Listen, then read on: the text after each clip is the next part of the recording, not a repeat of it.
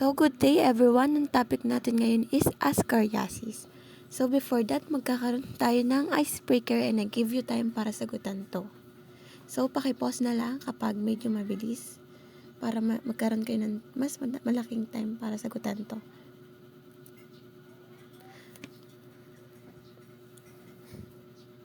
So, ang first words po natin is ascariasis. Kasunod is deworming, and the last is fecal oral. So, ano nga po ba ang ascariasis? Sabi dito, ang ascariasis is an intestinal parasite of human. Mas common siya. Hindi naman lahat ng tao meron. Pero kapag nagkakaroon ng tao ng worm, madalas is ascariasis to. The larva and adult worms live in the small intestine and can cause intestinal disease. So, ascariasis din is common saying of roundworm of man. It is the largest of intestinal nematodes parasitizing humans. So, for the characteristic of ascariasis, so makikita natin dito sa nilagay kong picture na halos magkaiba ang itsura ng male and female. So, sa male, mapapansin ninyo na medyo malapad siya compare sa female. And ang female naman is patusok yung anus niya or yung tail.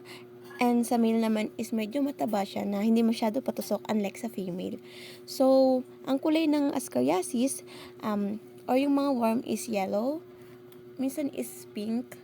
Nung mga bata tayo, nakikita natin to kapag dire-worm tayo. So, nakikita natin yung itsura nito.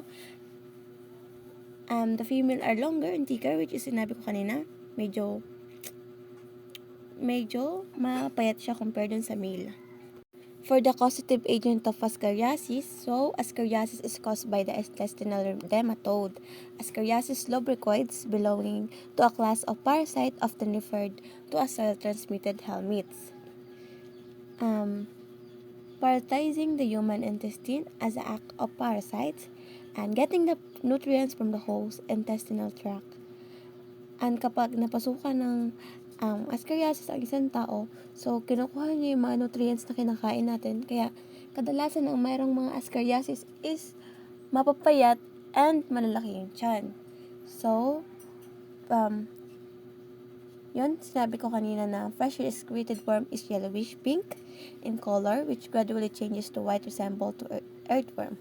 So, kapag bago may digest yung worm, yellowish siya. Kapag naman nasa katawan na siya ng tao is nag-change siya ng white. So, nagtatransmit naman ang ascariasis sa tao by the cause of ingesting infected eggs. So, for example is, hindi natin nabalatan ng maayos yung patatas and yung, di ba ang patatas is nakukuha siya sa ilalim ng lupa. So, kapag infected yung soil o nagkaroon siya ng meron siyang mga poop na may mga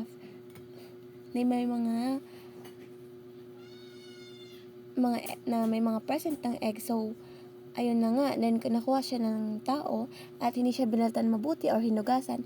Hindi natin alam na nadadigest na pala natin yung egg ng ascariasis. So, sabi din dito is ascariasis live in intestine and ascariasis eggs are passed in the feces of infected person. So, ayun na nga. So, minsan kapag mas common siya sa mga bata kasi yung mga bata is sanay sila na nagsusubo-subo sila ng mga bagay na madudumi na hindi natin alam na nagkakaroon na pala siya ng eggs ng mga roundworm. Pero hindi naman siya nag-occur from direct person to person contact or from the fresh feces. Kumbaga is nagkakaroon lang ng ganitong sakit kapag yung feces is meron ng egg na naandun or may present ang egg na doon. So ayun nga, fecal oral siya. So, yung larva nag-penetrate siya sa skin. So, yung nasa picture is yun na nga, sinabi ko kaganina. So, may feces doon sa bandang baba, sa may tabi ng halaman. So, i-assume natin na yung halaman is patatas. Then, yung brown dito is feces na may presenta ng egg or may larva na.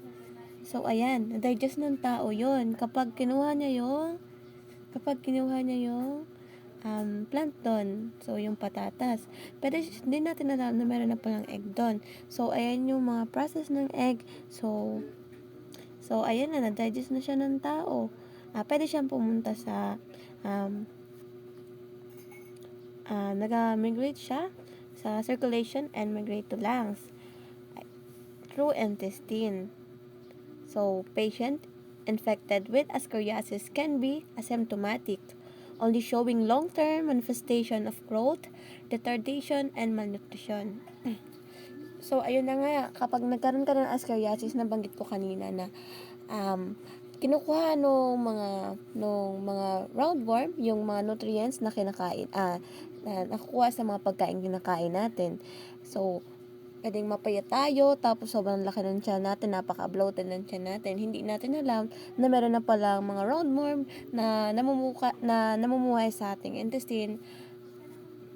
And if symptoms are present, yung abdominal pain, yung pagsakit ng tiyan, ayun, bloating, nausea, vomiting, anorexia, o yung loss of appetite, intermittent diarrhea, ayun, sobrang pagtatae. Yun yung mga common manifestation ng ascariasis. So, ito yung mga sign and symptoms.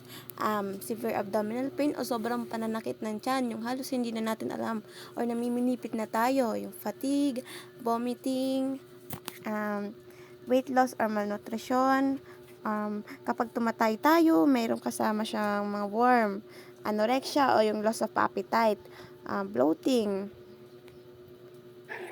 yung pakiramdam natin busog tayo pero hindi naman. So, meron mga tayong athelmitic glutation or drugs that remove parasitic worm from the body. Meron tayong albendazole, and mebendazole. So, yan yung mga itsura nila. So, ayan, nakakatulong sila para matagtag, malabas natin yung mga worm na na-digest natin. Keeping in good sanitation condition is only way to prevent the infection of ascariasis. Ugaliin po natin maghugas ng kamay bago at pagkatapos kumain. Iwasan po natin magbubungkal-bungkal ng mga lupa, lalo na kapag meron mga feces, hindi natin po alam na meron na palang mga larva na pwede natin ma-digest na makapasok sa katawan natin.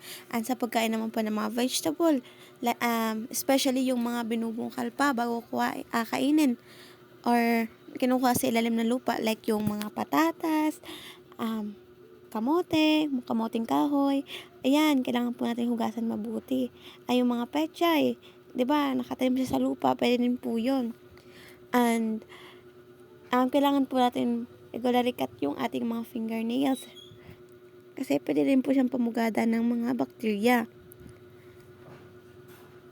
Yun na nga po, kailangan po natin maging malinis sa katawan para makaiwas sa mga ganito. So, for our assessment naman po is, gusto ko lang po sagutan itong tanong na to by your own understanding. And yun lang po, take your time and maraming salamat po.